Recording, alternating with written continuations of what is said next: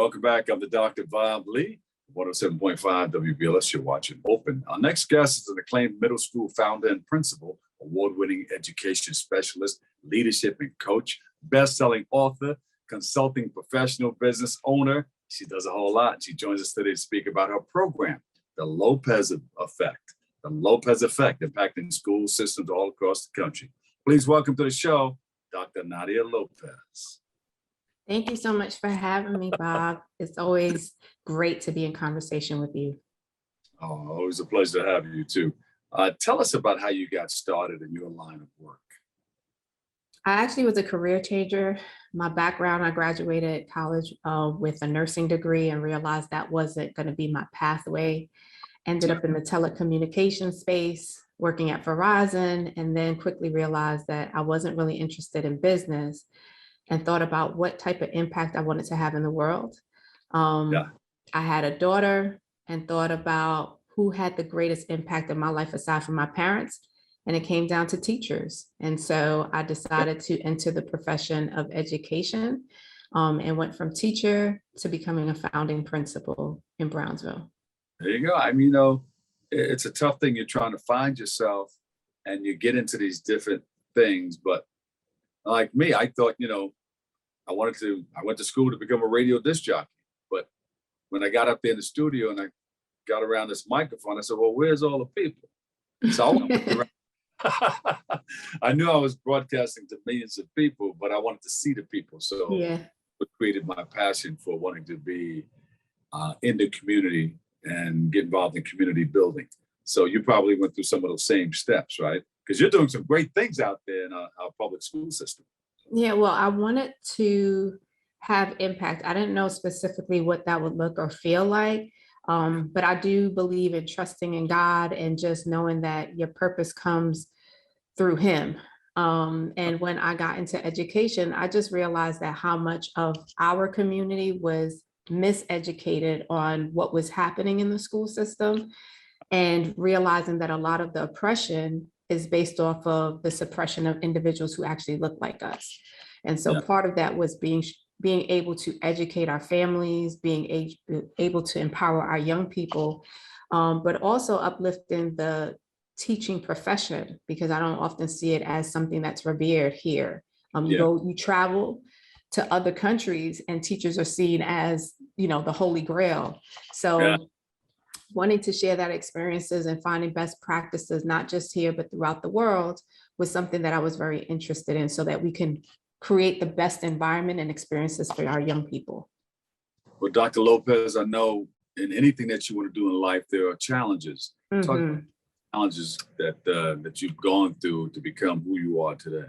There's too many. It would require a 5-part series, but I would say that you can come back if you like. Of course, but some of the challenges I will say from a standpoint of leadership is that folks really don't understand how isolating the position is. As great as it is to be able to lead a school or to open a school, I wouldn't take any of that away. But I want to be clear that you're not often supported, especially as a person of color who comes through an education system that has, in New York City, been intentionally a segregated system that ensures that our children continue to be marginalized because they come from some of the most impoverished communities. So fighting against folks who really just didn't have high expectations of our young people, hearing things like, your children will never be like the children who attend Stuyvesant, right? Stuyvesant being one of the highest ranking high schools in New York City, but I'm a middle school, and it speaks more about why are you saying that as someone who's an official in the Department of Education? What are you putting out as a narrative about our community and our children that then you are segregating those who are from Brownsville versus those who may be in different parts of New York City who have the privilege of going to Stuyvesant? So I had to deal with that and standing my ground, and then also dealing with my direct supervisors who really didn't have the capacity to lead, right? It's hard to be a leader when you don't have good leadership, and there's no accountability for that. Move over, let me do this thing here. They kind of get in your way. Well, I mean, I wouldn't even say they get in the way. They don't even know how to forge a way. And that's the problem, all of this work requires someone to be in a position of leading. And so, you know, that had been hard for me for a while. Can you share your thoughts on, I've been hanging out with some people, I think last week in Atlantic City, and the teachers union was there, of course, the national one, and the United Federation of Teachers. And of course, they're trying to fight against people trying to pull money out of the schools. Share your thoughts on the issues of school funding and how important that is in facilitating improved performance from our students, and also talk about classroom sizes. What are your thoughts? So I'm going to say this, and I'm probably going to have to come back, but the argument is actually a very surface level argument, and I want folks to do their own research, right? Yeah. So realistically, New York City Department of Education has been depriving schools of full amount of money that's given by New York State. So this argument about $100 budget cut per child is really nothing in comparison to the thousands of dollars that we don't receive. So let me be clear, in New York State, each child's general education is about roughly $10,000 to $12,000. That's general ed. Special education may be about $24,000. What a principal sees in their budget per child is $4,200, right? Big difference, right?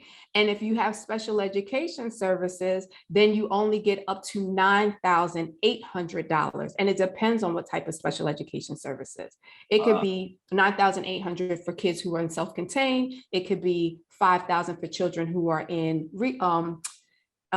into collaborative where there's 2 teachers, or it could be $3,000 and change for those who are getting resource. Yeah. The rest of the money goes into the central offices. And so we're paying for everyone else's salaries, and therefore we only get 1/3 of the actual money.